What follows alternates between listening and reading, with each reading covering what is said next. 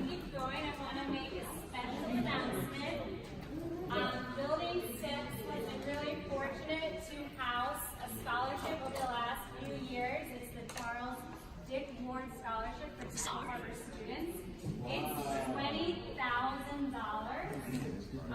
toward a student's college education, so $5,000 over 4 years. And this year, we went through the scholarship process, and I am pleased to announce that Daniel is the scholarship recipient who is receiving $20,000 for scholarship.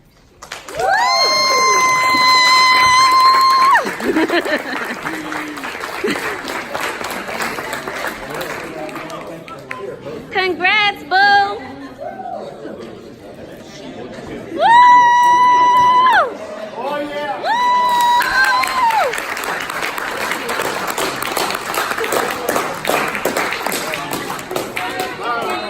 Daniel is receiving a payday candy bar because money is important.